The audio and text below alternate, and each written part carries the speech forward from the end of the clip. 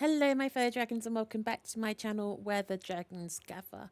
So today I'm going to do things a little differently.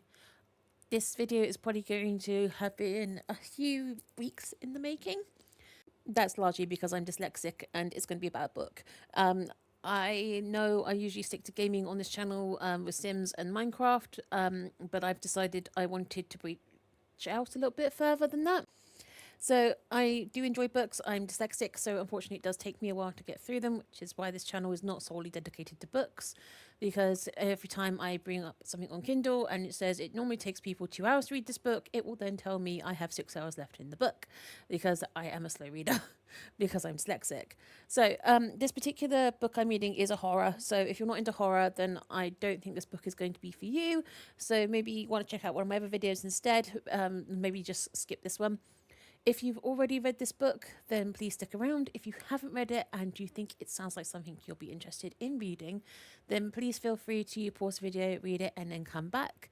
But I am going to give you a synopsis of the book before I start going into it, just to give you an idea of what it's about before I go into spoilers. Unfortunately, there's no way to talk about the book without giving away spoilers, so I'm just going to give you that opportunity to leg it if you want to. So the book is called A Lonely Broadcast, Book 1. It is by Kel Byron. I hope I'm pronouncing that name correctly. And I'm going to read you the description from Amazon. If you find yourself driving down a winding mountain road near an endless stretch of pines, try tuning into 104.6 FM, the radio station that shouldn't exist. The village of Pinehaven has a secret of monstrous proportions. Evelyn McKinnon, a radio host falling on hard times, finds herself utterly unprepared when she learns that the radio station isn't just for entertainment, it's a watchtower. She's stalked by a bird with human eyes. Her new co-host won't stop singing show tunes, and when the fog rolls in, the beasts of Pinehaven Forest begin their brutal hunt. Evelyn and her friends are suddenly face to face with something much scarier than ravenous flesh, giants, and vengeful spirits: responsibility. A Lonely Broadcast is a dark, comedic tale that mixes elements of cosmic horror, gruesome gore, and a touching story about friendship, grief, and finding hope when all seems lost. It's also a story of an unhinged woman's personal war with a goddamn bird. And that's where that ends. So, if that description has intrigued you as much as it did when I first read it and caused me to go and buy the book, even though I'm a little low on funds this month, then feel free to just hop off now, go and check out the book, and then come back to listen to me ramble about the book. And you can point out if I've missed anything. I know that sometimes people prefer to know where something's going because horror can affect people in different ways, and some people do enjoy horror but they would rather know how it's going to go and what to expect before they go in because it messes with people's anxiety and mental health concerns, and I completely understand that. I am an anxious, nervous mess most of the time, as in my husband went away for a day and I spent the whole time searching the house, just making sure no one had snuck in while I was gone and was planning to murder me when I went to sleep. That is a true story. I am not making fun of anyone here. I genuinely did that, and it's not the first time I've done that. I don't know why. I just have this thing. Whenever someone else is in the house, I'm fine.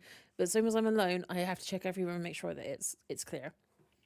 I even had to make sure I shut my wardrobe doors, just because I knew if I woke up in the night and saw that, I'd be terrified. So just to give you an idea of why I understand where you're coming from if you're the sort of person that can't consume horror unless you know the main beats of what's going to happen.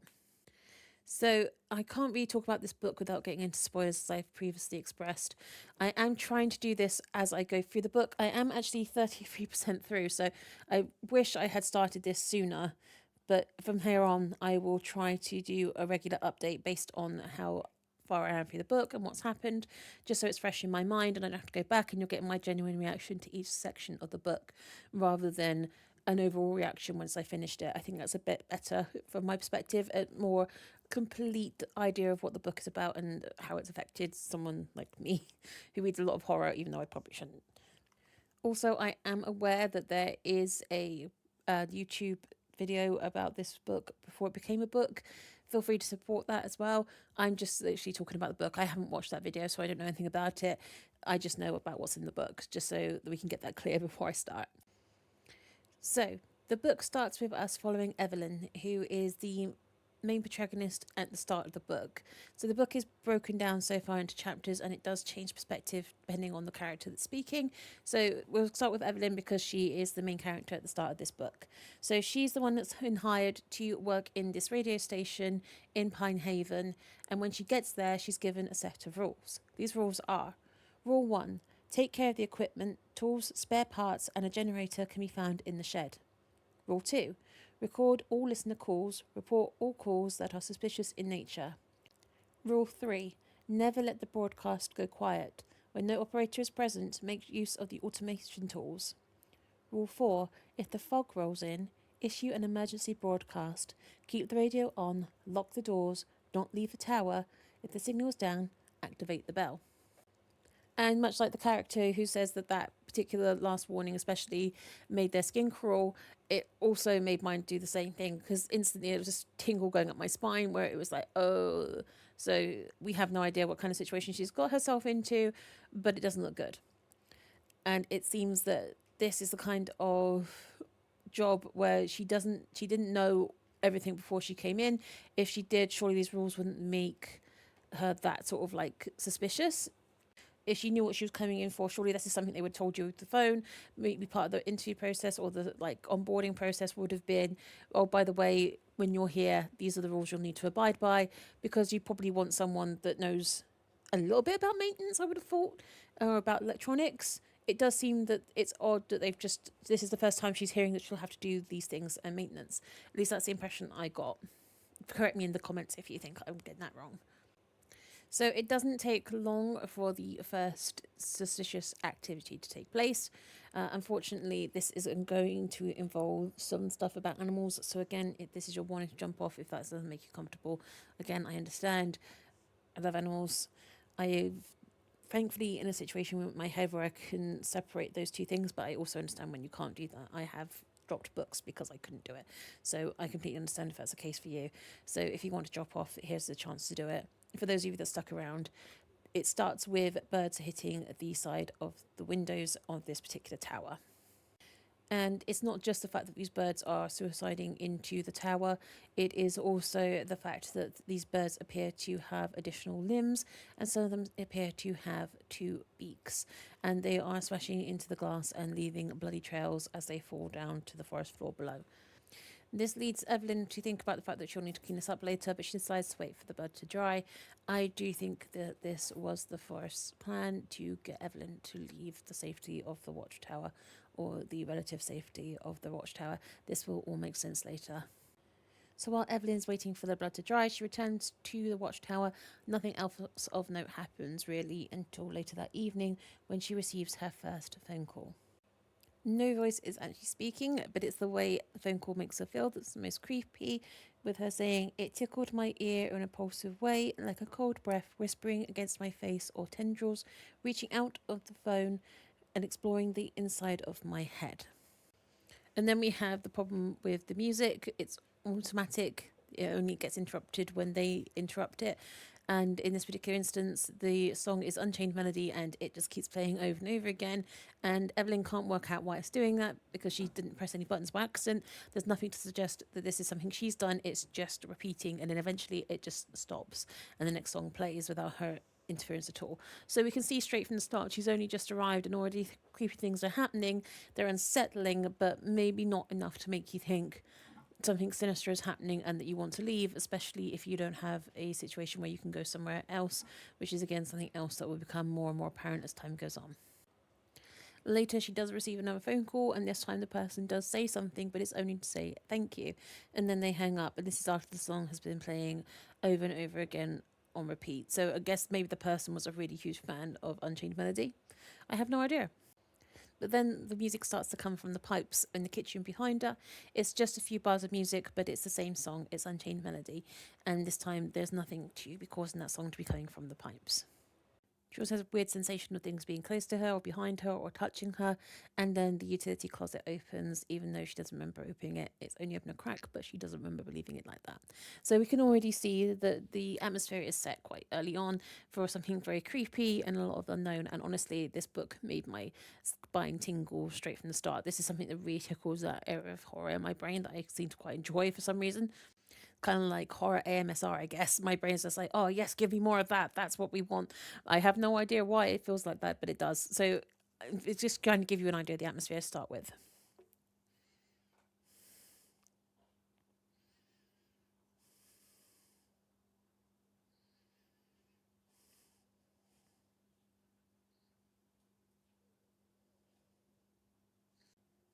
So that brings us to the next morning when she rolls out of bed. All of the cupboard doors are open. She just tries to ignore it, which gives us the idea that Evelyn maybe is more logic based in the fact that she is just trying to ignore this. I think I'm a not a supernatural person. I'm a superstitious person.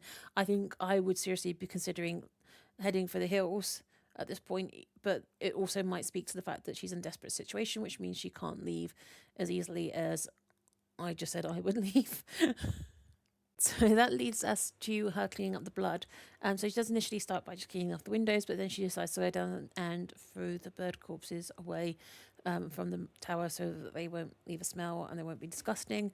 And that's when the fog starts to roll in. It seems to have waited until she decided to leave the tower to make its first appearance. So she makes the emergency broadcast. She does get hauled over hot coals for that particular one because she was slower getting the message out than her boss would have preferred, but she does get the message out. It then leads to her realizing that the fog isn't so much rolling in as slithering, and it leads to her realizing just how quiet the booth has become with this rolling of the fog. Everything's become very, very silent. It's then that she realizes that she can see shapes moving inside the fog. She gets hypnotized and does consider opening a door and letting herself out, but remembers the rules are that she must remain locked in the building, and that seems to save her from just walking out in a trance into whatever it is waiting for her in the fog. The fog does eventually dissipate, but then she finds when she goes down later that the birds' corpses have returned to the clearing, even though she distinctly remembers throwing them away. So at this stage, we can't tell if that's because she's an unreliable narrator and she thought she'd done it and she hadn't, or if something weirder is going on and these corpses have somehow found their way back to the radio station. Either way, it's a creepy situation. Worse by a bird that suddenly appears that has distinctly human eyes. And that covers chapter 1. So we get straight into the supernatural happenings right from the start, and I actually quite enjoyed that. Normally I like a slow build. I like to get an idea of the area. I like to get an idea of the characters before they start to introduce the horror. In this instance, I felt that it worked really well. It caught my attention and it held it in such a way that I did not expect to happen, and weirdly it did continue to hold my attention further into the book. So that leads us to chapter 2 when we are introduced to Daniel, who is a part timer at the radio station. That's literally how Evelyn initially refers to him, is as a part timer. So Evelyn actually lives at the station, and Daniel actually has a home inside the village of Pinehaven, so he won't be there the whole time, but Evelyn will. And Daniel is the opposite to Evelyn. He's very outgoing, very gregarious, very friendly, really good at being a radio host. She does mention it straight away, how good he is and how he seems to understand people and is really good at responding to the questions that get put towards them and trying to bring Evelyn out of her shell. And that leads us to Daniel's first day on the job. So it starts with him hearing crying clank on the sink, which he mentions to Evelyn. Evelyn isn't sure how to respond initially because she's not sure if that's a good thing because he confirmed he can hear it too, or whether that should make her sad because she's not special and it's not just crying for her. She makes a remark about it being haunted, and then they get a phone call from an old woman called Rose. We're told by the book that she is elderly, so that's why I'm going with elderly. I'm not just making assumptions based on the way she's talking. But that leads her to asking if anyone has had any strange dreams recently, because she's been having a dream where the forest splits like the parting of the Red Sea by Moses. And that's a reference she actually uses in her description of what's happening. She then asks them if they know who Moses is, to which they respond they do. And that leads them to asking her how the rest of the dream goes, in which she says that it opens up like a fissure in the ground, and from that rises something. She thinks it's a fog. It covers everything, the sky, the sun, and she said the sound that it makes is horrendous. That leads to Daniel trying to comfort her, because she says, "Do you think that God lives in the forest?" To which Daniel makes a very comforting response, saying, "That's an interesting dream, but I think that if God lived in the forest, he wouldn't be giving you nightmares like that." Which I think is actually quite a lovely response, trying to comfort her without implying that she's crazy or that her feelings are invalid. He's just trying to say that if it is God, then I don't think God would create those kind of nightmares for you. I think God would be there to comfort you. To which she snaps in quite a horrible way, "We are meant to be afraid of God, my dear," which is just kind of an overreaction to what he said. At which point they end the phone call and they block her. That doesn't stop the creepy phone calls, though. More people start to phone in with dreams that they've been having, including one man who keeps dreaming that he is being dragged into a mine shaft in the forest. And when he ends up in the mine shaft, he's surrounded by piles of bones. Everything is dark, and he thinks there's something chasing him through the tunnels. Then there's another person who phones up and says they're a hunter and that he makes his own dried jerky, that kind of thing.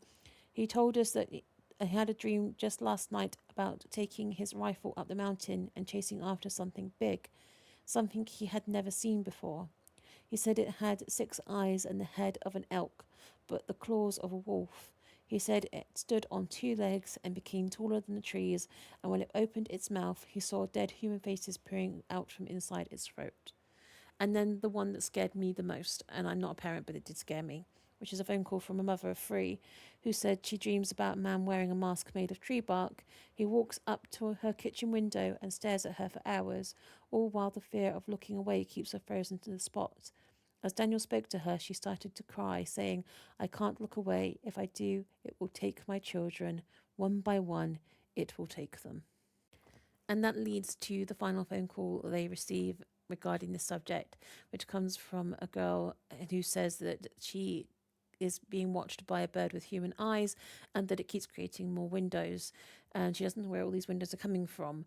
And instead of invalidating this lady's feelings and suggesting that she is not quite right or that she needs to seek medical attention, Evelyn feels a sense of unease because the bird with human eyes is something that she's been seeing, and something in the way that she says that this is happening makes it clear this is incredibly real. This is not, it's not even just real to her, that it is real. She ends the phone call by referring to Evelyn as Linny, implying some kind of connection to Evelyn which we previously weren't made aware of. Evelyn did seem to recognise her voice when she phoned up, but she couldn't place it. And she does say, "But why did you call me Linny?" implying that she doesn't entirely know who this woman is, but she does seem to have this sense that she might know her, she's just not sure how. We don't get much chance to think about this, however, because then something happens to Daniel which is quite horrendous. Evelyn goes into the kitchen to make herself a sandwich when Daniel takes a phone call. However, he starts to scream in agony and fall to the floor. He takes his headphones off and his ears are in fact bleeding. This attack seems to have been quite targeted to Daniel, as the phone call came in after Evelyn had left and there was no opportunity for her to take the call. It seems to have been aimed solely at Daniel. This is later confirmed in the book when there's some kind of message that's sent to the radio, to the police station, and they are told he was deafened so that he could better understand God's glory, or something to that effect. So someone later does confirm, not to the radio station but to the police station, that Daniel was in fact targeted by whatever it was that came through the phone call. He does in fact say God in the woods, like Rose said, in what he says he heard over the phone call before he was deafened.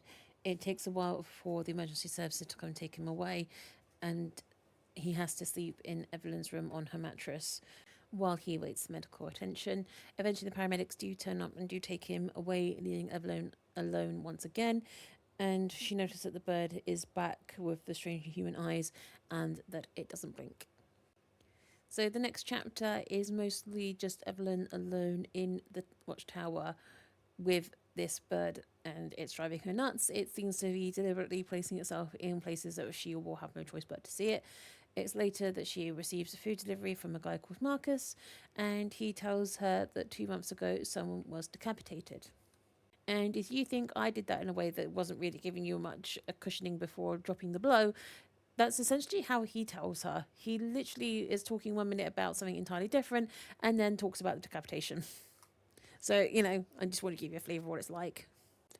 It's also revealed that whilst Daniel has been gone, 10 get well cards have been received from various people hoping he gets well soon, which just goes to show the impact that Daniel has already had on the people in the surrounding area, that they care enough to send these cards, which is actually quite touching.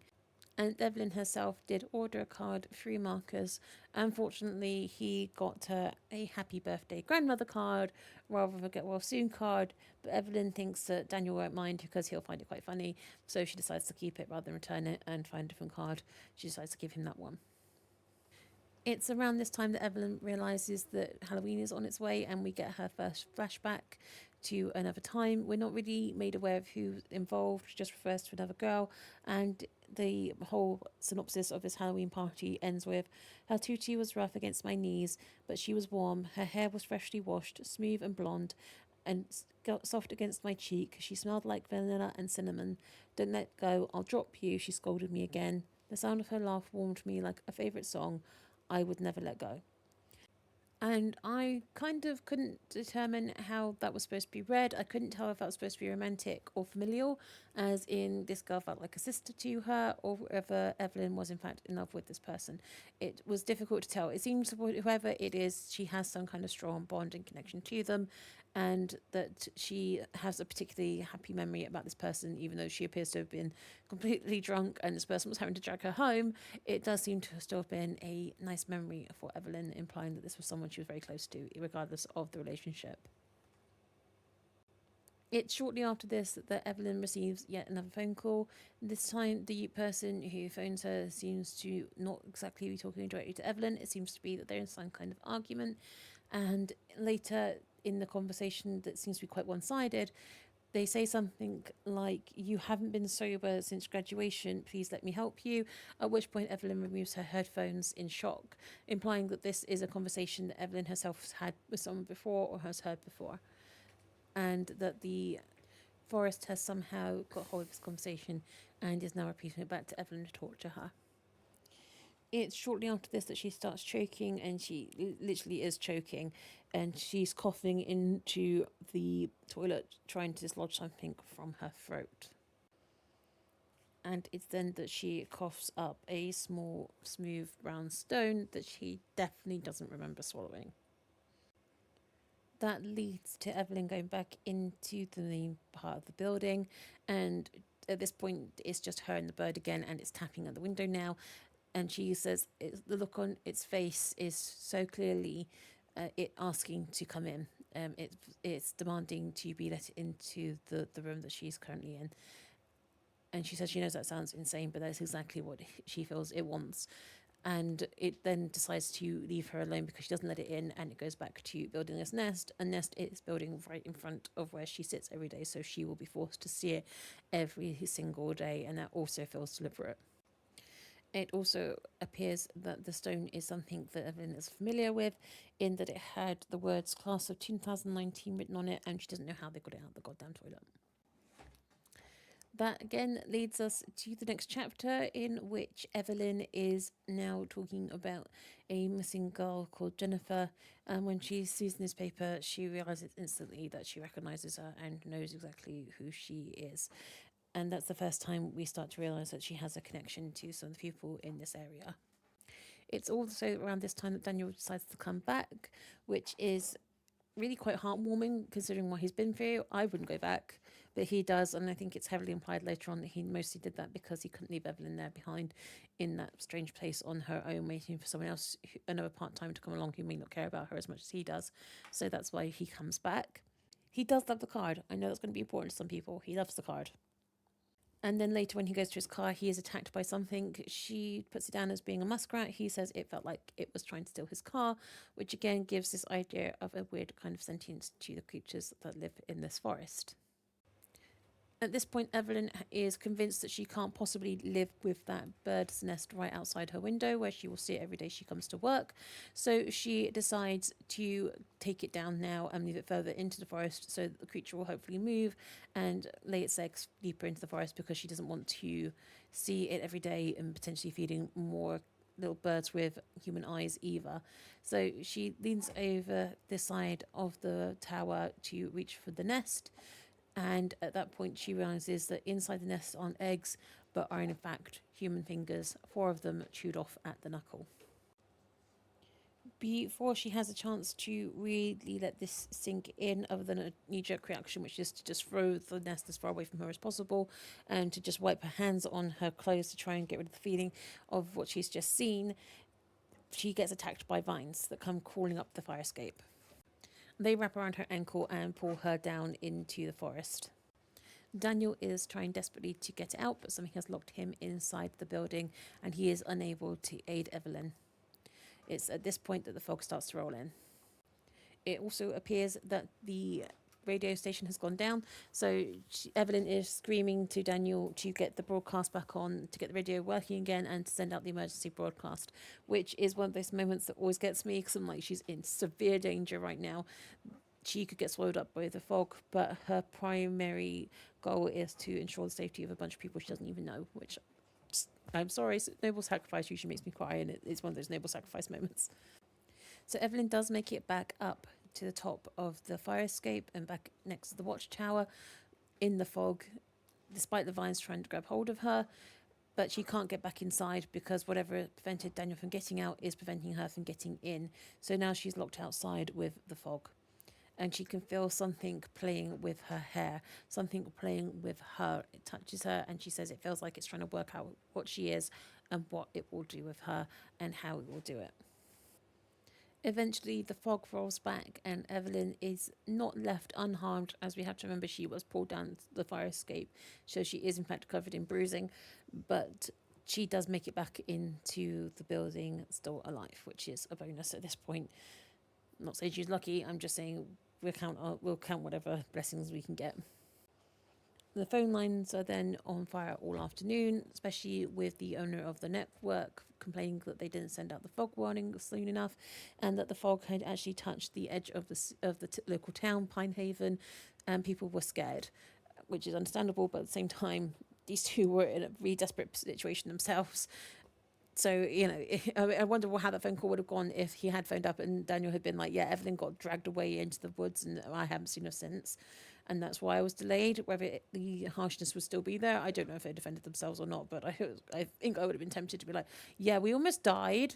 So, we're trying our best here, but we almost died too. So just might want to take that in consideration. Maybe get us a few more people so that, if one of us is being dragged down the fire escape and the other one is desperately trying to save them, we've got a third to put out the fucking message that you want us to put out. Just a suggestion. Don't be cheap about your emergency broadcast system. Hire like 50 people to cover it if you're that worried. I think I might be projecting a little bit.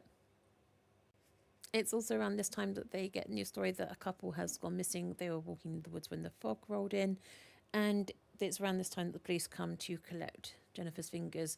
They ask for copies of phone calls. They do tell them that they might not be of very good quality, and they just sort of accept that like it's not a big shock to them. And this chapter ends with Evelyn receiving a text. It says, "Come find me," and it is sent from Jennifer's phone. And that's how that particular chapter ends. So it's been a bit of a wild ride. At this stage, we now know that not only are the creatures in the forest sentient, but it also appears that the plants are too. Beyond that, it also confirms what Evelyn thought she'd seen previously, that there is something in the fog and that it is definitely aware of Evelyn. It is aware of the fact that she is there. So it wasn't just her imagination playing tricks on her when she thought she could see things inside the fog before. We now know that to be true. It also implies that Jennifer is out in the woods somewhere where there's a phone signal, which begs the question, why did she send that text to Evelyn and not phone for help? That leads us on to the next chapter. This one is from Daniel's perspective. It largely talks about what's happened with his ears, about his mum asking him to come home, and about the fact that he's going to be getting a hearing aid because he's lost complete hearing in one ear and needs a hearing aid for the other to be able to hear anything at all. It's also around here that he starts to speculate whether the town is aware all the things going on in the forest, of the strange creatures, and if they're aware of what's causing all these things to happen in the first place. It's also here that he finds out that Evelyn is intending to do exactly as the text suggested, and she's going to go and try and find Jenny. And he does try to talk her out of it, suggesting that search parties have already looked for her. The police have already given up at this stage, saying that she's probably died to exposure or coyotes or coyotes. I'm not sure how you're supposed to pronounce that. We don't have them in this country. And that she just might as well just accept the fact that Jennifer's gone.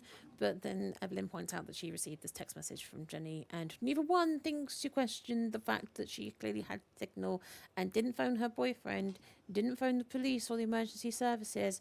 She chose to take the time to text Evelyn, a person she had only briefly spoken to on the radio recently, and presumably hasn't been in contact with for years besides that one interaction. Not either of them considered that when they decided to do what they're going to do next. So Evelyn is actually determined to go out into these woods entirely on her own and leave Daniel behind. But Daniel doesn't want her to go out into the woods because it is dark and scary. So very scary. And he rightly suggests that she goes on her own. If something happens, there won't be anyone there to help her. So she says someone needs to keep the broadcast going. They have things that they have to put out. He suggests they pre-record it, put it into the system so that it goes out as normal and no one will know that they've gone. Which in itself is kind of a dangerous attitude to take, because if no one knows you're gone, if both of you get into trouble, there is no one to help you. But at least it means Evelyn's not going on her own. It also appears that they know there's no fog due, so there's obviously a weather forecaster being given that tells them whether the fog is predicted or not. And I don't know how they know that, because obviously normally weather forecasters use a plethora of information and their extensively huge brains to work out what kind of weather we're due. But this fog doesn't seem like it's a normal kind of fog. So there's something iffy there as well, that they're told to expect fog on certain days, like they seem to know the patterns, or that something's warning them that this is going to happen. They just don't know the precise time when it will happen. And I suppose you can't have people not living their lives for an entire day or waiting for this thing to roll in. So that's why they have to have the broadcast. I guess before they had the broadcast, maybe people literally just have to put their lives on hold and not do anything for a day while they're waiting for this fog to eventually turn up. So whilst they're out in the woods, they come across a moose, which is terrifying in and of itself. But this particular moose has 3 eyes and 3 legs, and it appears to have been moving so silently that they didn't know it was there until it made itself known to them, making Evelyn think they had been watching them for a while, which also terrified her because it didn't make a noise until it had to, and they could have quite easily walked past it, or it could have attacked them, and they wouldn't have known until the last minute that it was there and that they were in danger. Unfortunately, they also do find some other things while they are out on this walk, and that includes not just Jennifer, but the bodies of the couple that also went missing. Jennifer, we will get to in a second, but the 2 people that had gone missing, the couple, they find the husband's body on the ground. His body is wrinkled and emaciated, and they find that the rest of him and his wife are in fact up in the tree and scattered about like they've been thrown around like confetti. Jennifer is arguably more disturbing because she has been posed. Someone has stuffed her inside of a tree in a way that seems quite impossible, and that they have broken all of her limbs to do it, but also done it in such a way that her one hand is out and her palm is flat, and on top of that palm is her phone, like it's being offered to Evelyn. And when Evelyn opens the phone, it still has a tiny piece of signal left and just enough battery for her to see the last message that Jennifer sent, which is the "come find me" text message. And maybe even more disturbingly, in her mouth is a bird nest. It's at this point that they realise they can't stay, they have to leave. It's not just because of the horror, but also the smell is driving them away. As they return to the radio station, they see the outline of an elk, but it never comes any closer, and Evelyn is pretty sure that she saw a bare human foot before it disappeared behind a berry tree. Daniel doesn't mention it, so she doesn't mention it either. This particular chapter ends with Evelyn feeling really awful, like she let Jennifer down one last time and she should have been there for her. And she does make a radio broadcast that says, "This is Evelyn at 104.6 FM. If anyone's still awake out there, I have some advice. Don't treat your friends like shit. And that's where that particular chapter ends. The next chapter is the first time that we are in the perspective of Finn, who is on inverted commas forest duty.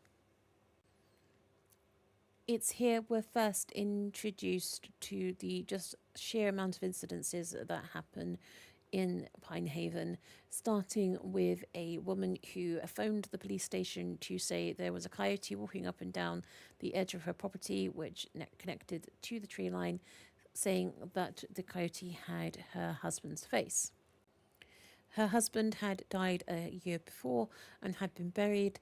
The ground was solid around the grave and frozen, but later it was discovered that something had dug underneath the ground to access the grave. And then we have a report from a girl who's 13 saying that she and her friends noticed a man hanging near their school and that he had a mask made of bark. Then they have a young woman who tried to drown herself in the bath. When she was rushed to hospital, she told one of the nurses about a mountain lion that had her father's face. Her blood alcohol levels were dangerously high, and when she had returned to normal, she didn't ever remember telling the nurse anything about that. They also received a phone call from a farmer to say that his entire livestock had been slaughtered, that all the limbs were missing, but the torsos had remarkably been left unharmed. He later phoned them back a few days later to say that he had in fact found the limbs, but didn't elaborate on how or where he had found them. And then we also have the incident involving Daniel about his ears rupturing, and that they later received a phone call from an elderly woman who said, and I quote, "God has given him deaf ears to better see his glory." So that's the quote I was trying to think of earlier. What's especially creepy about this phone call is the woman never gave her name and the number could not be traced.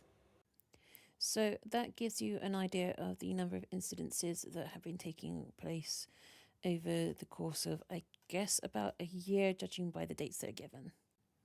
We then follow them out into the woods on a tip that was given anonymously. I think we all know who gave that tip. It was obviously Daniel, to say that they have found Jennifer Cook's body. We're briefly introduced to a woman called Nancy. She's new to the job and she has never worked in Pinehaven before. So she's much more logical about everything that's going on and assumes murder, where we have Finn, who has been there for a very long time. In fact, it's later revealed that he has been there from his parents' generation and before that his grandparents. So he's been there long enough to know that what's going to happen next, whereas she doesn't.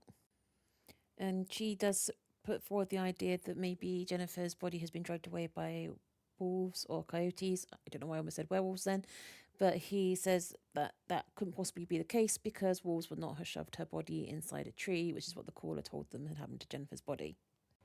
We get a brief conversation between Finn and Nancy discussing the missing Gordon and Pamela Richmond and the fact that Finn feels that it was a terrible day for him to go for a walk, but also blames the broadcasters for not getting the warning out fast enough. So they make it to the clearing where originally Daniel and Evelyn found the three bodies I mentioned earlier, the torso on the ground, and where they had the limbs in the trees and the body inside the tree. But when Nancy and Finn arrive, there's only the one body. It's the torso on the ground. The tree that Jennifer was in is now dripping blood like sap from its hollow centre. And it says that it wasn't sap, it was blood, thick and dark, and poured inside the tree by the quartz. It was surrounded by loose twigs, leaves, and strands of long blonde hair. It's at this point that they bring out the stretcher to retrieve Gordon's body. They obviously brought that out for Jennifer because they weren't aware that there were actually other bodies out there. And now they're going to use it to remove Gordon because they can't find Jennifer. And all this time, Nancy is speculating about whether Jennifer's been moved by the person that killed her. Well, we have been wondering if something has come along and taken her, or whether Jennifer is on the move. In fact, we do have a quote that says, "I think Jennifer's on the move already." It's at this point that they also find Jennifer's phone, which remarkably still has battery on it and still has signal. even though Jennifer's been missing for quite some time by this point and her phone hasn't been charged, and we know from Evelyn's side of the story that there was only a little bit of battery left, it's somehow still alive, and the last call on there is obviously from Evelyn. This causes Nancy to start to speculate whether Evelyn is responsible for Jennifer's disappearance, because obviously they called in the tip about her fingers being found in that nest. Now they're saying that Jennifer's been found, and the last phone call is on there from Evelyn, and then later they put two and two together and realise that Daniel is the one that phoned. So in Nancy's head, it's all coming together. Finn does say that if it was the, I suppose, the real world, he would agree with her. However, in Pine Haven, he's not convinced that's what's happened. Then we have a scene where the two people with the stretcher are trying to move Gordon's torso, but they can't. And that is because every time they pull his body back, the roots pull the body back towards the ground, because they've now attached themselves and are growing into his spine. So at this point, they realise they're going to have to cut his body loose, and the smell is overwhelming. So when the guys on the stretcher walks away to retch, at which point Finn moves closer to the body, almost as soon as he touches the body, it starts to twitch. And then we have a quote, "And an earthly guttural groan left his mouth. When he stretched his dead, cracked lips, opening his jaw wide, we could see the twists and curls of branches moving around inside of his throat." Which leads us to believe that, again, like we have with Evelyn where she was pulled off the fire escape, that these things are actually alive and they have invaded this body and are not willing to let go of it. There's also the next scene where they speculate that his breath and the groaning he made could have been just a death rattle type thing. However, that doesn't explain why he suddenly opens his eyes and his dead eyes are following their movements everywhere they go. It then leads to a series that's quite disturbing as a set of human fingers start to crawl their way out of his throat. It's at this point Nancy's had enough and she shoots him. We'll later find out that shooting them doesn't do anything. It doesn't end their lives. It doesn't set them free. Shooting them does nothing. I presume from the fact they're trying to remove his body at all, maybe that is the disconnection from the forest is the only way to return these things to peace. But that's not, shooting him is not going to do that. It's not going to accomplish what Nancy thinks it's going to. So at this point, Finn moves away because they're going to cut the vines, and he says sometimes when they cut the vines, they scream. At this point, the dog is barking at the tree, and then it drops down and puts its tail between its legs in a sort of scared position. And for a second, Finn thinks he can see some grey human fingers and 5 white eyes that all blink at exactly the same time. That leads us to our next chapter. So in this chapter, we don't really get much other than the fact that Evelyn is now arrested and removed from the tower, and we get that her phone, when they hand her Jennifer's phone, the conversation from Jennifer where she texted saying "come find me" is no longer there. It's been removed. And Evelyn can't really explain that, so that leads to them taking her to the station. So that leads us to the next chapter, and we're back in Daniel's perspective. So in this one, it's him mostly looking after the radio tower while Evelyn's gone. He also uses her computer and logs into her social media account. Yeah, it's a little bit shitty, but he's just genuinely worried about Evelyn at this point, and he's just trying to find some insight into her. He finds these old photos of her and Jennifer together and notices that one particular party, Evelyn is in the series of photos. At the start, she's really smiling and enjoying herself, and later she looks haunted, and she's downing more and more drinks in the photos than she was previously. And he thinks that whatever happened to her that led to her becoming an alcoholic and having an abusive relationship with alcohol probably started that party. That was the event that triggered it for her. And no judgment here at all for anyone who's going through something like that. It's awful. I've had family members go through it. It's terrible. I understand. So I'm just giving you the facts as they come. He also sees some messages between Evelyn and somebody else, and it looks like Jennifer's boyfriend, Elijah, has been messaging Evelyn non-stop, and she hasn't been responding. And then he sends her another message saying, "Answer me, where's Jennifer? You know something, don't you? Lynn, I know you're reading this. I can see you." And then just to finish off, he ends it with, "They all die on that mountain, every single one." And that's when Daniel decides to log off. So then Daniel is just repeating to himself the rules because Frog's due to roll in later, so he's just going over what he needs to do. He's making himself a sandwich, just picking out all the mouldy bits from the bread because he's due a delivery but hasn't arrived yet. He decides to take the trash downstairs, and that's when he sees the car parked outside and he sees the delivery driver, but he is standing there and he's not responding to Daniel's calls. He then drops the box of supplies that he's carrying and then just walks straight into the woods. Daniel does have the choice to then walk away and let this guy just stay in the woods and deal with whatever comes.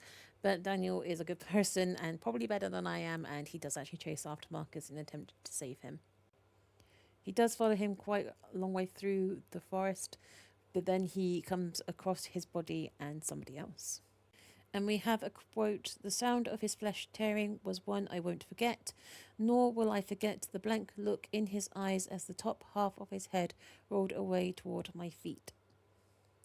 And it's at this point that Daniel realizes the thing that has attacked him is Jennifer, or what is left of Jennifer. So her body is pretty broken, as we already know, because someone shoved her into the tree and somehow she managed to get back out again. I won't go into the details, but that particular one, you'll have to read the book to find out, but it is a terrifying visual. So then Daniel is running for his life back towards the watchtower.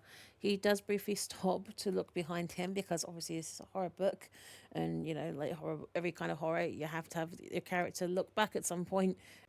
And he sees Jennifer is chasing him. He does make it back into the radio tower before she can grab him, and he does slam and lock the door, but she stood directly outside the door. And we know this because she starts to jiggle the handle. And during this time that Daniel's been absent from the radio tower, the radio has obviously stopped working, so he has to get that working again and get the fog warning out for Pinehaven. He says that he can hear Jennifer wheezing and groaning in pain from inside the door, and in the end he takes his hearing aid out so that he can't hear her anymore. A little while after this, Evelyn phones him, and both of them stay on the phone as long as possible because neither one wants the other to hang up. They don't want to be alone, and that's where this chapter ends.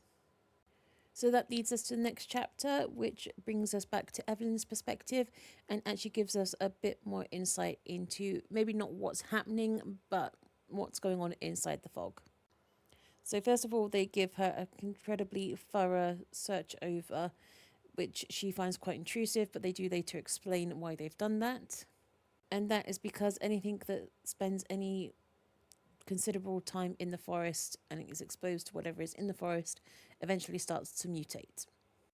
They then get into a discussion about how they found Jennifer, and Evelyn reveals that there was also Pamela Richmond's body as well as Gordon Richmond's body. It's at this point that the sheriff gets quite agitated and shows her pictures from the crime scene, and then he makes a phone call. And the end of that phone call ends with something may have just moved them. If not, then it's too late. They're part of it now. And then it's at this point that he reveals that he knew Evelyn's father, whose name is Frank. And her father was a ranger and a volunteer. So the sheriff assumed that her father had told Evelyn everything was going on, but he hadn't. We must bear in mind here as well that Evelyn's father passed away some time ago. Her mother remarried, and then she moved her daughter and her step-husband away from Pinehaven to the other side of the mountains as quickly as she could. So the sheriff offers to answer any questions Evelyn has, and she asks him what's going on, and he says that people go missing, sometimes several in a year, and they sometimes come back, but when they do, they're not themselves. And it's not just people, it's animals too. They send rangers into the forest to collect the bodies of dead animals, but sometimes those rangers don't come back either. So then Evelyn asks him what happens to everyone, and he said he can't be certain. Lots of strange things happen that they can't quite explain, including someone might go for a walk along the road and see a rabbit with a human ear, or they may see a tree branch with human fingers growing out of it instead of branches. And then he says that a couple of weeks ago, a woman scared her son half to death because she was trying to coax in a deer that she swore had her husband's eyes. Her husband had collapsed on the trail a month earlier, and when they found him, his eyes were missing.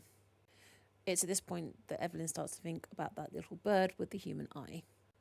At this point, she says that so what happens is people and creatures die, and then they meet together. Why? And the sheriff doesn't have an answer for that one. He can't explain it. All he knows is that it gets worse when the fog rolls in and those creatures inside the fog make themselves known. It's this point he says that they are called amalgamations and they are made of dead skin, plants, anything they can find. They're constantly killing each other inside that fog and adding to themselves to make themselves bigger. And that's why she'll see claws and wings and various things inside the fog. I completely forgot that bears and wolves and mountain lions and coyotes can have claws. So all this time I have been imagining giant crab claws. That's on me. I now realise what she probably meant wasn't giant crab claws. It probably was like bear claws and things like that. So they've been studying this thing for over a century and they have no idea what's causing it or why Pinehaven is the way it is, but they do know that sound is the only thing that stops it. That's why they have the radio station, and that's why they're desperate to make sure the radio station never goes off the air. So at that point, Evelyn asks him how many people have covered the radio station, and he reveals that Evelyn is number 28 and Daniel is number 29. Evelyn asks if the people of the village know, and the sheriff is a bit on two minds about it. He says that the radio station is a comforting mask and that people phone up and reveal more to the radio host than they would to a police officer, which is one of the reasons they have the call-ins.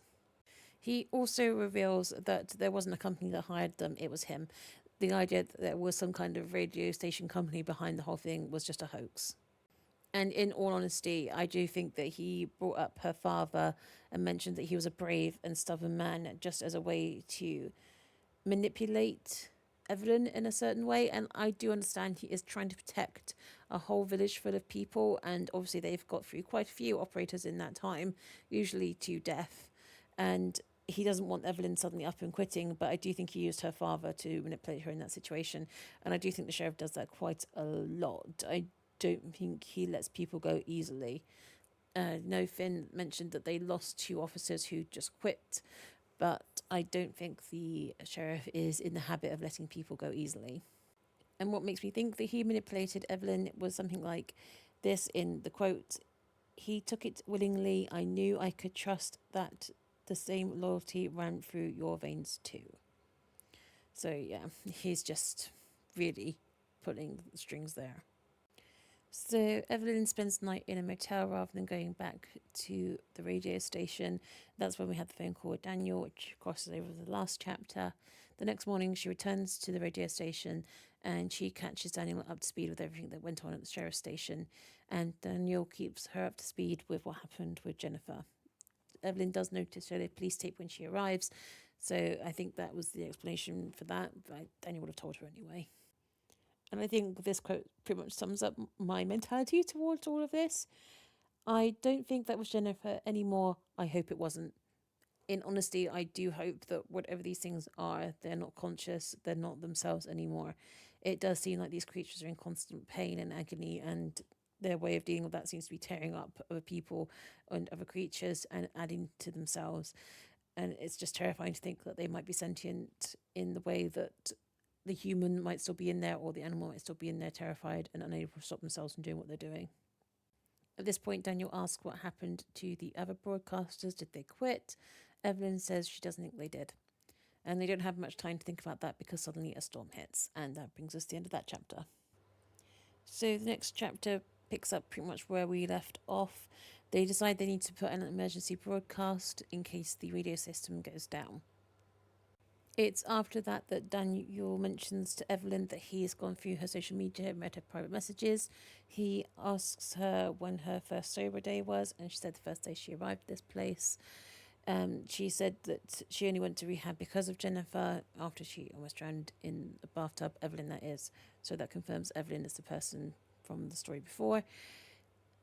Daniel asks her to elaborate on what she'd seen. He says she doesn't have to tell him, but she does. She says she saw a man, or she saw a beast, I think. I can't really tell if it's supposed to be a man that had a lion's face but human eyes and human mouth, or if it's supposed to be a lion that had a lion's head but human eyes and human mouth. I think it's the latter, but in my head it got really confused, so I'm not entirely convinced, but I'm 90% certain it's the latter. But this is the incident that sends Evelyn into drinking, and it's because it was the face of her father that she saw. And I can wholeheartedly understand where she's coming from that perspective. And I don't know if I said this before, but obviously no judgment towards anyone who is suffering or has suffered from the same affliction that Evelyn is suffering from. I think I might have mentioned it, but I think I have had family members who have suffered from the same affliction, and it's very difficult to watch. I've been lucky enough not to suffer from that affliction, but there is no judgment here. There will never be judgment here. If you have been through it, if you are going through it, if you know someone who is going through it, there's no judgment. There never will be. So this is what drove Evelyn into drink, and she's been through so much in such a short time of her life. Obviously, she already lost her father. Now she sees him come back, but in a form that is so mutated from what she knew. The lasting memory will now be of that being her father, not the memory she had before. It also feels quite targeted because there are a lot of other people at this particular party that Evelyn was at, and none of them saw the same thing she did. So this is where we start to get the idea that maybe there is some residue of the person left behind inside the amalgamation, and maybe that's what reached out to Evelyn. Maybe that's why she saw her father that night and no one else did. So Daniel ends this conversation by telling her that he's proud of her, and her saying she refuses to let herself cry. And then they see the little bird again, and now she's wondering whose eyes the bird stole. And she says to Daniel, "Do you think we'll end up like that?" And he makes a joke. So now the fog is rolling down the hill as well as the storm is hitting, and they make another broadcast about the fog.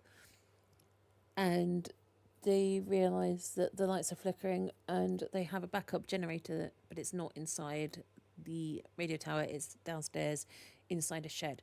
So one of them is going to have to go outside and risk the generator in order to make sure that the radio tower doesn't go silent, because it's reaching a stage where they're worried the power will go out.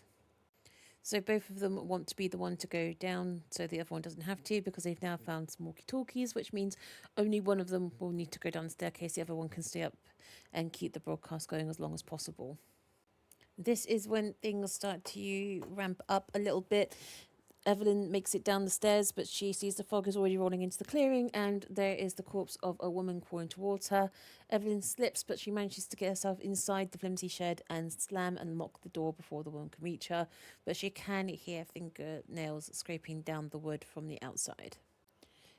She struggles to get the gasoline into the generator. She does get some down her, but she gets the majority in there, and she's got the extension cable to plug it in. So before she plugs it in, she contacts Daniel via the walkie-talkie because she wants him to switch off the radio so that it won't overload itself when the generator starts. He doesn't answer straight away, but he does eventually answer, and he tells her there are things on the fire escape. He thinks they might be dead people. She tells him to ignore that and just do his job, because at the same time, she's also dealing with the fact that something is on top of the shed. And whatever it is, it's making the shed tremble under its weight. At this point, it shatters a hole into the shed, and it uses its clawed hand to try and get Evelyn. So she has to throw herself to the floor, but she does see bits of matted fur, rotten flesh, and 6 eyes all blinking in unison. She also remembers the last time she was in the fog, which is when she was locked out of the radio tower and Daniel was locked inside. And she's remembering the thing touching her neck and her hair, and I think there's this assumption that's what this creature probably is. At this point, Daniel tells her he's found the breaker, so she plugs it in, but when he tries to turn the radio back on, there's not enough power. It's not returning to life. At this point, there are more creatures trying to get into the shed with Evelyn as well. It's not just this one creature. They're all trying desperately to reach her, and at the same time, Daniel is stuck in the radio tower, and things are trying to reach him too. And all of them know that they can't stay in there forever. If they can't get the sound back on, then there's nothing they can do. At which point, Evelyn suddenly remembers rule number 4, which is the alarm, and she tells Daniel to hit it. They don't hear anything. For them, nothing happens, but suddenly the creatures start to become agitated and their pain seems to be more prominent.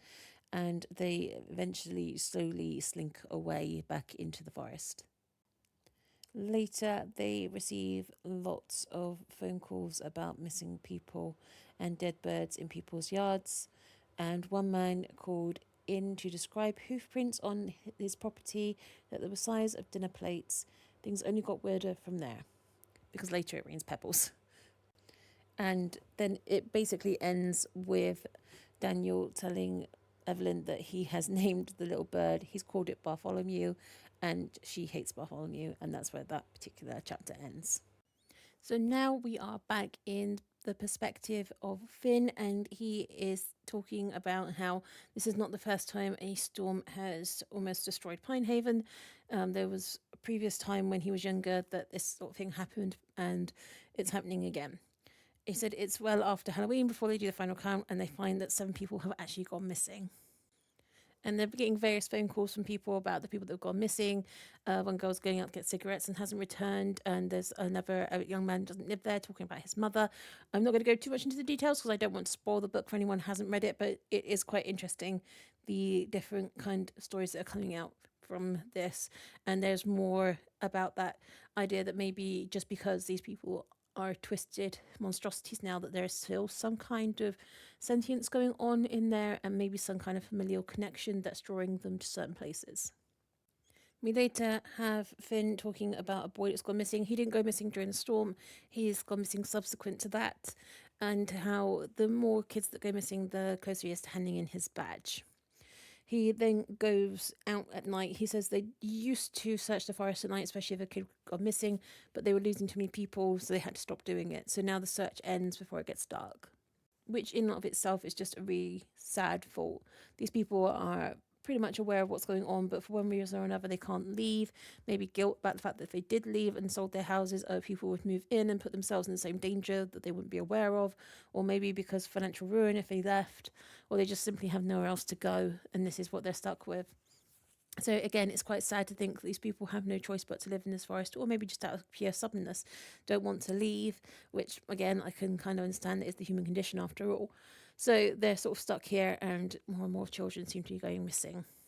And it must be terribly difficult for the parents when the rangers are refusing to go out at night to look for your child, or they finish the search before night falls. Even if you are sort of aware that something's going on in the woods, it must still be quite difficult to be told they're not going to look anymore, that you're on your own, and you'll have to wait until morning before they'll look again.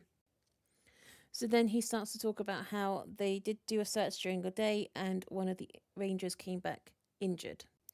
And the ranger mentions that something reached out of an old mine shaft that she got too close to and grabbed her leg. They did lop off the thing that grabbed at her. I'm not going to go into details, you'll have to read the book. But it does lead back to that guy who had the dream right at the start. He kept dreaming that he was being pulled into a mine shaft and he landed on a pile of bones. There's a lot of little hints and callbacks in this book that are just fantastic if you're paying attention. I had to read it twice before I even realised what was going on. It's just fantastic. So this is when we start to find out that Finn lives on a farm, and that every single night something walks around his home and whistles. We don't know what it is, we just know that that's what he hears. He thinks it's trying to draw him out, but he never actually leaves his house.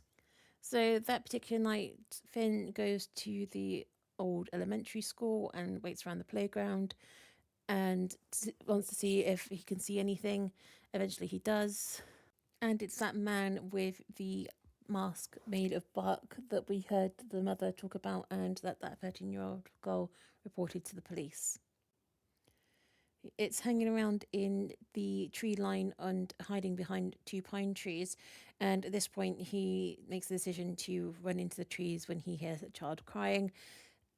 He's too late, and that's all I'm going to say. And again, there's more detail in the book. It's a very atmospheric and very creepy chapter. The whole thing is absolutely fantastic, actually. But yeah, that's why he comes back out of the forest, because he's too late. It's at this point he decides to hand in his badge. He's had enough, he can't take any more. And the sheriff, being the man that he is, determines him not to quit initially, but to take on a different role, which is of delivery boy, delivering supplies up to the radio tower, which is how he eventually forms more of a connection to Daniel and Evelyn beyond the arrest of Evelyn. And that's where that chapter ends. That leads us to the next chapter where they are interacting with Finn, and Finn has told them that they're going to be setting up security cameras on the edge of the forest to monitor it, which neither Daniel nor Evelyn are particularly pleased about. They know that things in the forest are constantly watching them. Unfortunately, now they'll be able to see things watching them. It's also around this time that they find a little door, as they refer to it, in the back of the supply cupboard. When they remove the door, they find some cassette tapes. These turn out to have been recorded by number 7, who is called Eric. And Eric has been recording his experiences in the forest since he became the operator. And the most of the chapter is now us listening to him. I wouldn't say it's the most of the chapter, actually. It's the latter part of the chapter is him talking on the cassette and them speculating about what he said, and that maybe one day they'll just be voices on a cassette tape. And Daniel cracking a joke, obviously, because this is what these two do quite a lot to deal with the things they're going through, saying that they'd use a flash drive. And that's where that chapter ends. So that leads us on to the chapter 14, and this one starts with Evelyn seeing someone on security cameras. But it's not what you may be thinking. It actually seems to be a human being. He's walking around wearing a hoodie and acting kind of shifty. Evelyn watches him for a while and then goes to make herself a coffee. When she comes back, she finds the guy staring into the tower through the windows. She shouts out of surprise, and then he runs off. It's a little while later, but she does phone Finn and asks him to come down and help her. He comes down. He rates her slightly for the fact that she didn't phone him when the intruder was there, and that the intruder's now run off. He's, I don't know what she wants him to do about it. She says she was genuinely scared, and that's why she phoned him in the first place. And she says she thinks she knows who he is. So this leads to a brief discussion between Finn and Evelyn about who it was and if he was just messing with Evelyn, to which she doesn't really think he was. She's not convinced he was just trying to mess with her, because if he was, why did he spend so much time staring at security cameras, looking in the shed, getting a lay of the land the way he did? It also leads to Evelyn asking Finn to cover her shift so that she can go to a wedding with Daniel, which Finn agrees to if she promises to have a dance with Daniel. That leads us to the next day, and Evelyn is doing her normal duties when she hears a fight outside where one person seems to be shouting louder than the other. When she goes outside to investigate, she finds that Daniel is on the ground and been punched in the face, and Finn is wrestling with someone, and that someone turns out to be Elijah, who is Jennifer, the ex-best friend. That is her boyfriend. This leads to him being disarmed because he had a knife on him, and him basically complaining, saying that they didn't do much research for her, that they searched for her for one day and then gave up and didn't look any further, and he doesn't understand why they didn't keep looking for her. There's also a suggestion that he seems to think that Evelyn knows more than she's letting on, and that she was somehow involved in Jennifer's disappearance. Really, I think this just speaks of his guilt, because obviously she was sleepwalking, and she sleepwalked out the door and he didn't notice. And I think really this is someone in the grips of grief, dealing with the fact that he feels he is actually to blame for the fact that she went missing, because he didn't stop her when she went sleepwalking that night, and he was aware that she did sleepwalk. And I think he's just looking for someone else to blame because she's not come back. And I think even if he doesn't want to admit it, he does know that she's not coming back because she went into those woods. No one comes back from those woods. I just don't think he wants to. I don't think he wants to accept blame, although I don't think he is to blame, because no one was to blame in this situation. Those woods wanted her, they got her. There was no way she was going to get away once they wanted her. But I think in his head, he's trying to shift the blame. Does that make sense? From his perspective, he feels he's to blame, so he wants someone else to blame, if that makes sense. So they suggest he goes home. However, before they get a chance to do that, the fog starts to roll in. So that leads us to the next chapter, and everyone starts to run up the stairs to the fire escape, except for Elijah, who is staring at the woods, saying he can hear Jennifer's voice and saying she's out there. Evelyn gets to the top of the tower, suddenly realizes she doesn't have her keys, and Daniel still has them. Daniel is still downstairs, trying to help Elijah, trying to drag him away, trying to get him to safety.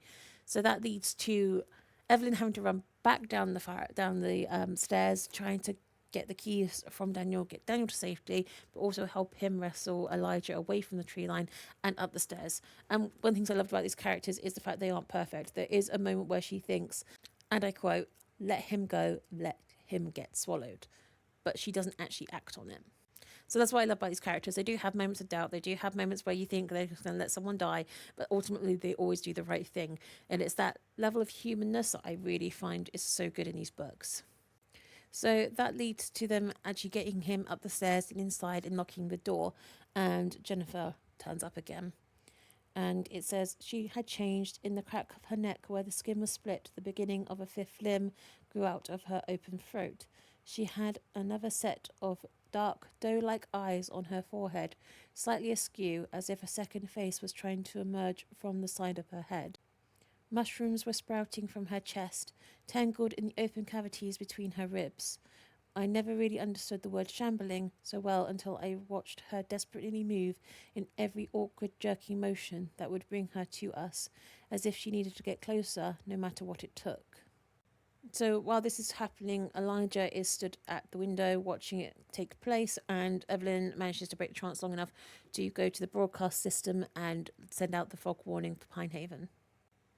It's at this point we seem to get some kind of clue that maybe when people pass away in this forest, they don't lose their entire consciousness.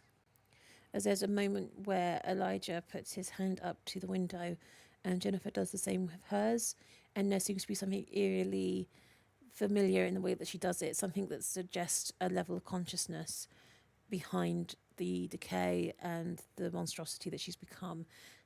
She seems to recognise who's on the other side of the glass.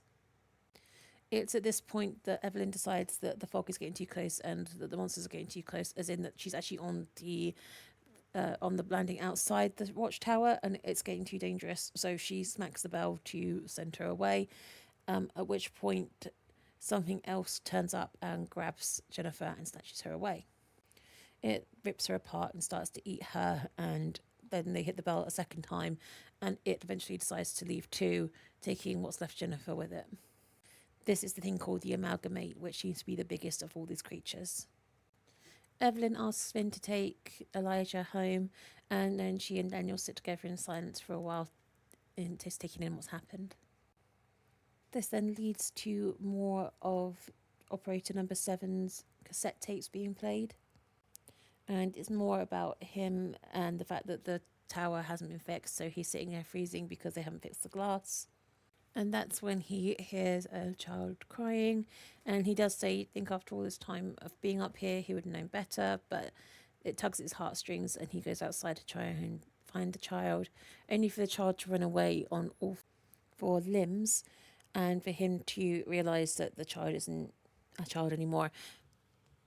It's at this point that he turns back towards the tower, and he feels he can hear the thing following him the whole time with childish laughter. He also expresses in this cassette that they used to be able to leave the tower for periods of time, but that's changed. Now, the moment they seem to leave, everything seems to go down.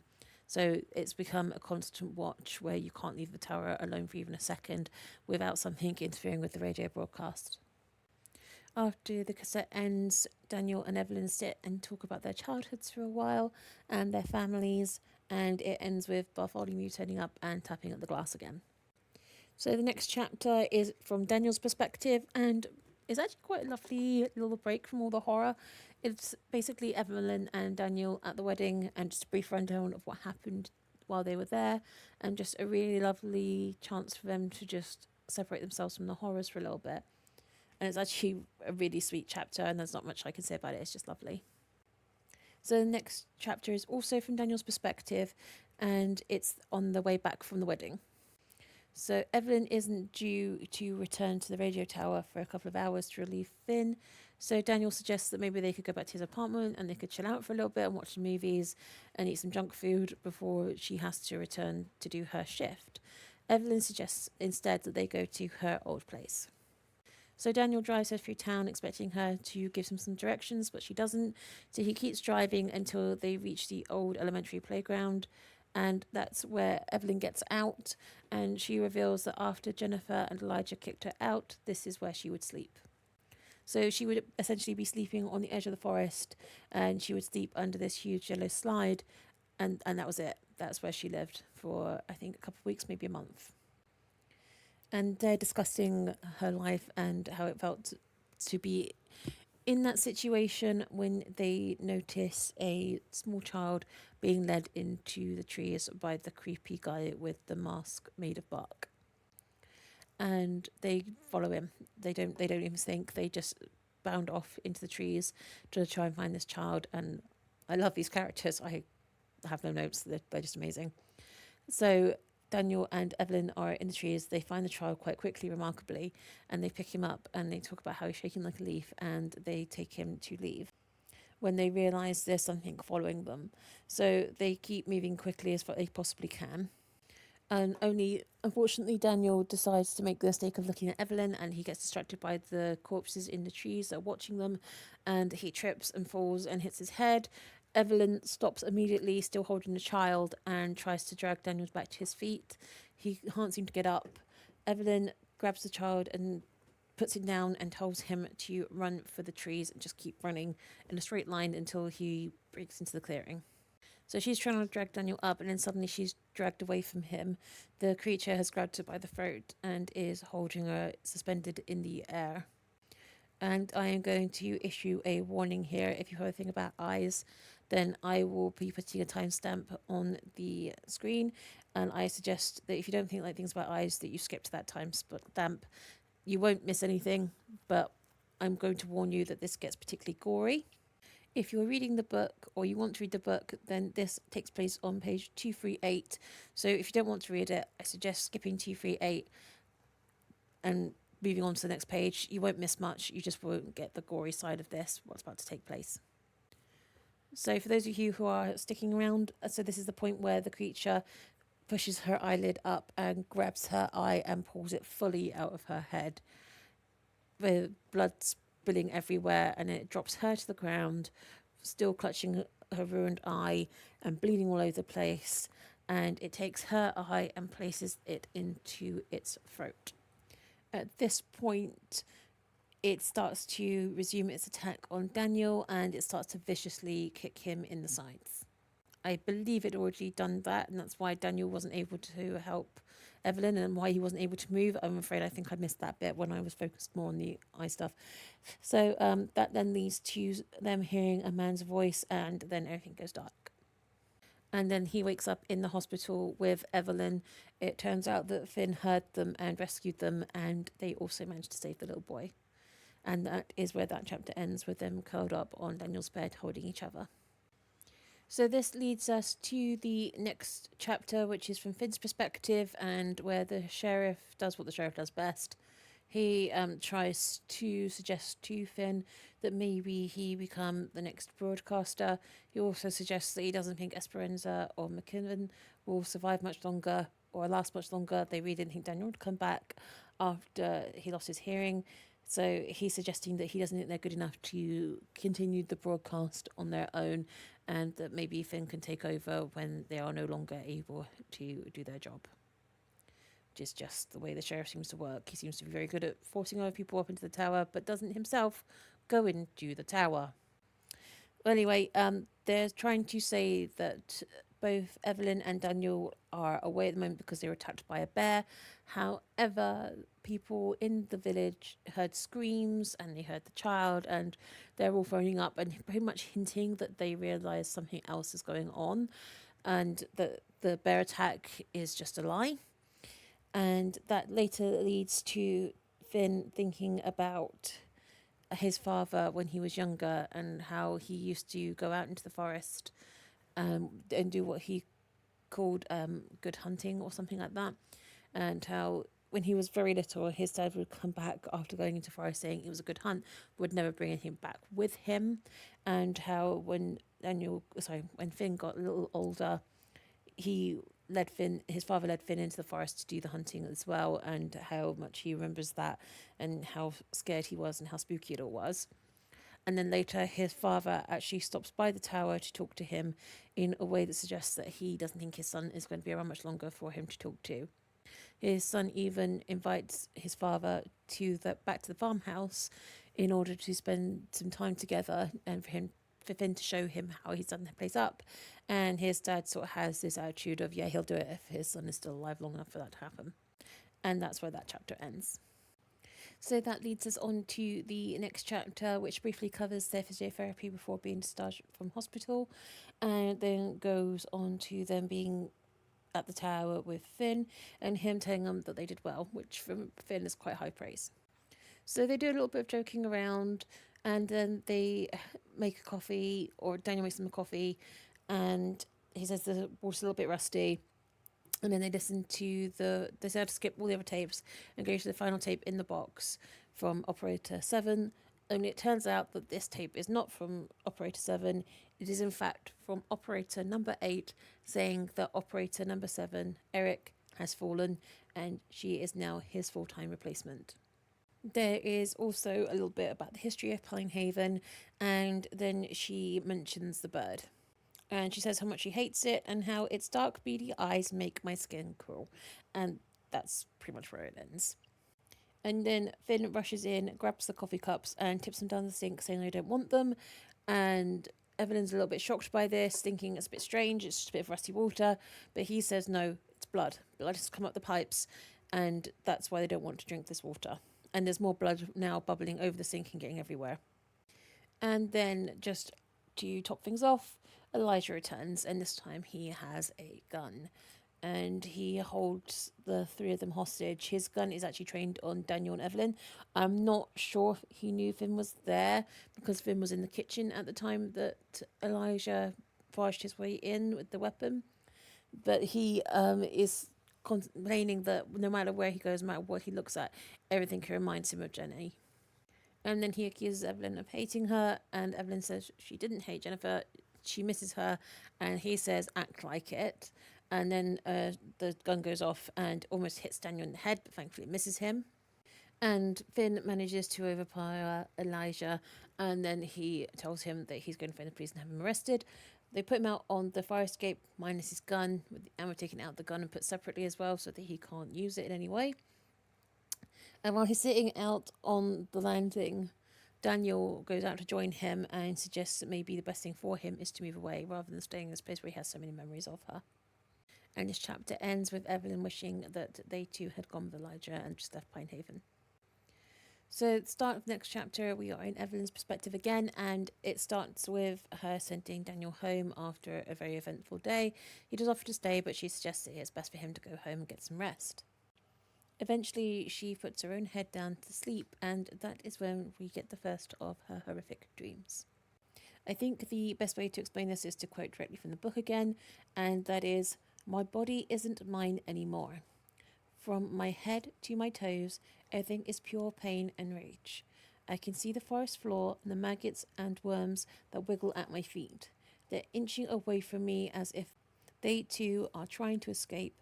I can hear a laboured breath purring like a beast's final death rattle, and as I stumble through the trees and the thick ferns, I know exactly where I'm going." And this is when we realise we are now in the perspective of the creature that stole Evelyn's eye. And it talks about how every step brings agony, and that it thinks that if it feeds, the pain will go away, even if only for a few moments. And then we get the perspective of it looking at a girl who's smoking a cigarette, and it doesn't end well for her, let's put it that way. So this is the first time that we are given an idea of what happens when someone becomes part of an amalgamate. Obviously, Evelyn is still alive, so maybe it's slightly different, but it does seem to be that there is some level of consciousness going on in there. And it does appear that she now has a connection to this monster and everything it does, and has no way of getting out of that perspective. She does briefly think about texting or calling Daniel, but changes her mind about that. And then decides to listen to another cassette from number 7, in which he talks about how the sheriff chewed him out because the fog got very close to town, and talks about military vehicles, and when he makes a joke about them being like Area 51, the sheriff doesn't find it funny. He then talks about how the bird is back and how number 8 isn't coming. And then after that, we have another supernatural event with the things in the forest seemingly attacking the tower itself, with there being like blood appearing on the floor and something touching Evelyn's fingers and it burning them. And she rushes out via the fire escape, which sets off the alarm, and then it all vanishes. When the police turn up to see what's happened, She tells them everything's fine. They can tell it's not, but they don't push her. So then we later get Finn phoning her up saying they need to run a broadcast bulletin for a missing girl, and unfortunately her description matches exactly the one that Evelyn saw in her dreams. So she's already aware that she's not coming back. She doesn't mention this to anyone, and later she goes for a lie down and falls asleep whilst waiting for Daniel. And she has another dream in which she is not herself. It's back in the perspective of that monster that took her eye. This time it's watching Daniel as he arrives at the tower. So it's in the tree line and it's watching him arrive and thinking about how much it wants to hurt him. And unfortunately for Evelyn, she feels this as if it was her own emotion. And then thankfully for Evelyn, Daniel wakes her up. And he discusses this with her, but he believes her. He doesn't try and dissuade her that it was a dream or that she was mistaken. He understands where she's coming from, and that is when she decides she's getting her eye back. So we're in Evelyn's perspective this next chapter as well, and there's a brief interlude, and then there is another cassette tape recording that we're given, and this one is from operator number 8 still, and it goes into a little bit more detail about what happened to number 7. It appears that he was torn to shreds and there wasn't much left of him in the end. In fact, the only thing that was left was his head and his eyes were gone. And I quote, she says, "I might be losing my mind already. I swore I recognised those eyes again, but it was just this strange-looking bird that's been hanging around near the broadcast room window all day. Weird how an animal can look so familiar. It's been tapping on the glass ever since the police took Eric's head away. Even when it's gone, I still feel watched. I'm so sorry, number 7. So in any other book, I would say this could just be a throwaway line that's just sort of hinting at the idea that those eyes are Eric's. In this book, though, it's so well written and there's so much payoff and things like that I do think that is saying that the bird, in fact, has Eric's eyes, which just brings a whole new level of creepy to Bartholomew. So at this point, they re-enter the woods in pursuit of the man that stole Evelyn's eye. Before they reach him, however, they find what's left of Rachel. She's missing eyes as well, and she starts to push her way up from the ground where she was entangled with vines in order to chase after them, but they just try to rush past without wasting any of the bullets in order to escape her without having to waste any time or draw more attention to themselves than they already have. Unfortunately for them, she does disentangle herself from the vines quite quickly, and then she runs after them in pursuit. And unfortunately for them, she is wicked fast, and even though she has no eyesight, she is scent trailing. Fortunately for them, they fall into a bog filled with mud, and that sufficiently covers their odour and stops her from following them any further, and she runs back in the direction they just came from, which should mean that she'll ultimately end up back where they started, or where she started. Then we have a brief encounter with a strange-looking owl before they both start to realise that they are being followed by something. Something is watching them out in the dark. At which point they decide, this is it, we're leaving. Because whatever it is circling them. And they can hear sobbing, and it doesn't take Evelyn long to realise where she heard those voices before and to realise that those are the sounds of the children trapped by this creature. And just on a slight side note, at this point, it does seem that the creatures follow some kind of recognition pattern, as in they seem to do the same sort of things they did in real life. And it does seem odd that this particular amalgamate literally only ever chose as children. There is a scene earlier in this chapter when the creature is looking at Daniel that it can feel the children's hands reaching out for Daniel, begging for him to save them. And I think it's very telling that this particular creature only ever targets children, and that yes, it did kill Rachel, but it only took her eyes. It had no interest in the rest of her body. And I think in my head, at least, maybe I'm reading too much into it, but it does seem that this is a child predator and that it continued that particular bent even in death, or not death, in amalgamation, I guess. Most creatures seem to be made up of weaker animals. It seems odd that this creature hasn't hunted any other kind of prey other than just children. I could just be reading too much into that, but I don't know. But I just thought it was an interesting point that this particular one seems only to be interested in children. where others seem to go after any prey as long as it's weak enough. And yes, I know you can make the argument that maybe it's going after the children because they're weak. However, you will see later that this thing has actually grown in size and it's still only interested in children. And as I say, other creatures have gone after other animals, and it seems that this thing would probably be quick enough to do that, or it could have picked up scraps from someone else's kills, and it's shown no interest in that, which I find to be interesting in this context, especially because this author is so precise, I guess, in the way that everything is written. She seems to be very good at hinting at things without making it abundantly clear, if that makes sense, without spelling it out like you wouldn't understand. She seems very, very good at hinting at stuff, and everything seems to have a payoff. So I do wonder if that was the case in this instance. Anyway, that's just a side note and just me rambling and speculating. So yeah, back into the story. So this thing is proven to be the thing that stole her eye. She sees her eye staring back at her. Unfortunately for them, that is not the only thing that is now hunting them, because the big amalgamate, the biggest of the beasts with the antlers, is now on their trail. They hear it bellow and they know it is after them. So before it can catch up with them, an attempt is made by Daniel to shoot Evelyn's eye from the Barkman. I don't know what we're calling him. Anyway, he misses twice. And then he's preparing a third shot, but before he can get it off, the other amalgamate appears. And we get an updated description of it. The amalgamate had changed. It always did. For the first time, I saw the beast in full. The giant had 4 hooves on the ground and 2 in the air, from legs sticking out of its sides. Its rib cage was exposed, the bones now sharpened into a second gaping mouth that rippled and dripped like a blood-filled cavity. It had the coarse, long fur of a grey wolf, but the face of an elk, covered in eyes and with mismatched fangs stretched from ear to ear in a Cheshire cat grin. Enormous antlers curved and wrapped around one another, cracked against the tree limbs as the beast grew to its full height, long arms reaching all the way to the ground to drag its claws through the mud. And Evelyn realizes these are the same claws she saw when she was in the shed and the same ones that touched her when she was out in the fog, locked out of the tower.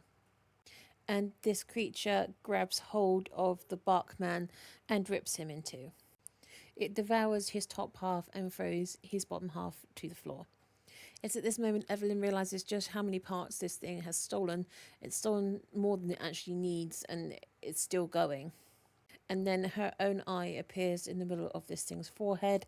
Daniel shouts, "Oh, F this," and then he points the gun and he shoots the eye off this creature's head. This drives the thing into a blind rage, and it starts stomping its feet around. And as Daniel and Evelyn are stood at the edge of a mine shaft, the dirt gives way and they fall inside, which for them is probably a good thing because it meant that creature couldn't reach them anymore. Whilst they're down in the mines, they discover more people, or what used to be people, stuck in the walls. They're wearing fireman outfits and miners' outfits, but all of them are from a much older generation than the one that Evelyn and Daniel are used to. Unfortunately for them, they run into Rachel back in these mines as well, and Daniel is dragged down and held in place by some vines. Evelyn gets a shot off at Rachel, which splits her head, causing her to fall to the ground, and the vines let go of Daniel and reach for her infected blood instead. And this gives them a chance to run away as Rachel is still trying to piece herself back together. They eventually find their way out. They are caked in mud, and it takes them a while, but they do eventually get a lift back towards town. And they remark on how beautiful the day is. When they get dropped back off at the tower, Finn is waiting for them in what Evelyn describes as looking like a disappointed dad who had been waiting up for us all night. Which he does confirm that he thought that they were finally getting smart and then they did this to him. But Daniel then goes into the details of what happened during the night and what was happening with Evelyn, and Finn accepts this. Evelyn asks Finn if they will ever get a handle on this place, whether they'll ever get it under control. And he replies with, "Sometimes you can't fight to win," he said. "You just fight until you can't anymore." And Evelyn is quite accepting of this, or she refers to as lukewarm optimism.